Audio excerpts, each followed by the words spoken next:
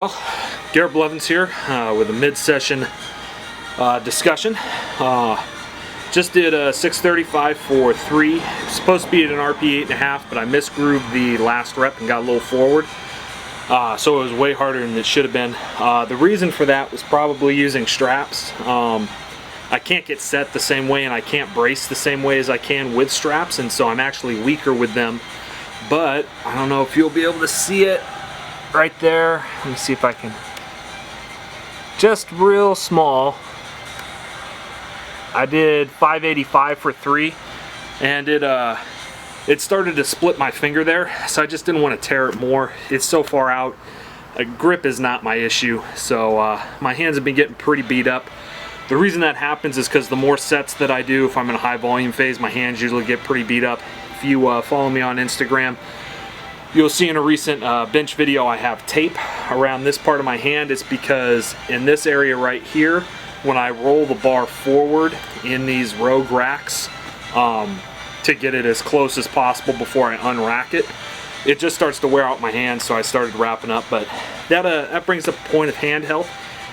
Use your hands for powerlifting. Like, it's important. You're holding the squat bar, you're holding the bench, you're holding the deadlift. Like, you need your hands to be in healthy working order. So make sure you take care of your calluses. They're going to build up. Personally, I don't like to let my calluses build up too much, because if there's that much dead skin and the bar gets underneath that, the dead skin bunches up, and then if the bar slips at all, it'll rip out a whole big old chunk of your hand. Whereas if you have your calluses a little bit better maintained, you don't tear the whole callus off. You just kind of rough it up. So I don't know, take that, that's just the way I do it. Other people, they let those calluses build up as much as they can. They actually like it. Personally, that's not something that I do, but you can take that for what it is. Gonna finish out the day, I think, with 4 back off sets of 3. It's supposed to be a 5% drop, but I'm gonna drop a little further since I overshot RP on my top set. I considered doing singles today, but since it was my first day back sumo, my form is pretty rusty. And so I'm definitely taking it a little bit easy, which is odd to say since that triple was 50 pounds heavier than the heaviest triple I did in my last training cycle, I think. I think at about this point, maybe a week or 2 earlier, because I think I'm 6 weeks out right now. 6, I think is right. But about 7 weeks out from my last meet, I missed a 655 deadlift. Couldn't break the floor with it. At least I think it was 655. It might have been 635. I can't remember. But I know it was mid-6s and I missed it. It was very discouraging. But at that point in my training cycle, my strength was just way down. And you know, that'll happen during certain training cycles. But that doesn't mean you need to reset everything. I have some people who ask me, you know, if they're having a bad training cycle, they're not hitting the numbers they want to hit, they wonder if they should just restart. Well, if every time something goes wrong and is a little suboptimal, you restart a training cycle, you probably never finish one. That's where training with RPE is helpful. You just adjust your RPEs down a little bit. Maybe you cut out a little volume, focus on some recovery and mobility work over the week, and then you hop right back into training without really skipping a beat. I did that in this last meet. Ended up being the best meet that I've done. And that week, the week of that meet, my back was cramped up. It seized up on me Monday. I couldn't even lift until Thursday. And so, long story short is, sometimes it's good to test, even if you're feeling like you've had an off training cycle, because you may surprise yourself. What is important is to stay positive going into that test. If you say to yourself, I'm going to test, but I'm not going to set any PRs and it's just going to suck, well, then it probably will. You need to be positive, and you need to, when you go into the gym, especially to test, is go for it. I was very excited about today, even though it's first day back sumo deadlifting. I got to go to an 8.5 RPE on a triple. That's a pretty heavy deadlift, especially considering I think I got up to like 405 on conventional during the off-season portion of this training cycle, which is incredibly light. But for me, that's how far off it is, because my lower back, for whatever reason, does not tolerate sumo deadlifting.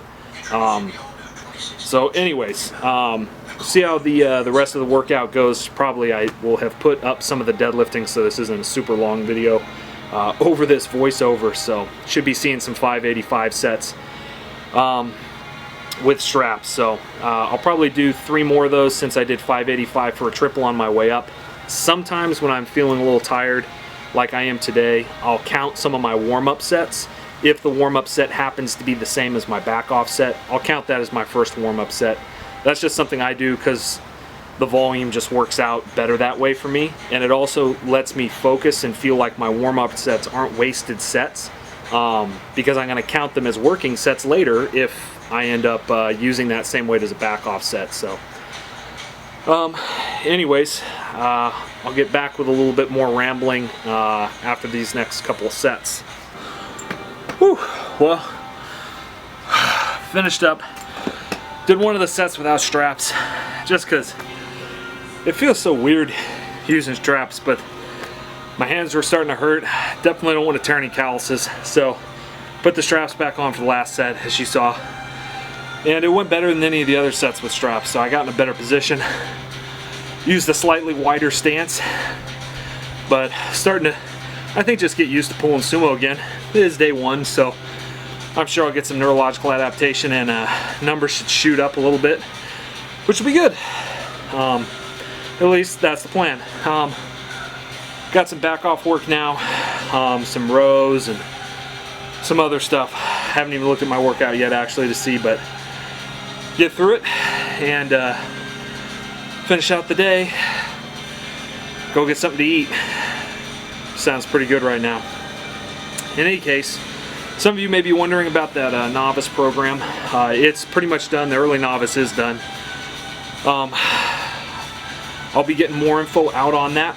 Really want to film some videos to go along with it so that I can explain some of what's going on, so you know what's going on with it and what to expect with the program. I really want to get that done this weekend, but I just don't know if I'm going to have time. We'll see, so stay tuned for that. If not this weekend, hopefully next weekend. But things are just, schedule is busy, and that's one of those other things you got to manage. Got to manage your calluses, got to manage your time. But in any case, finishing up the workout, getting the assistance work done. You shouldn't just blow through your assistance work either. You should take everything serious, or as serious as you can.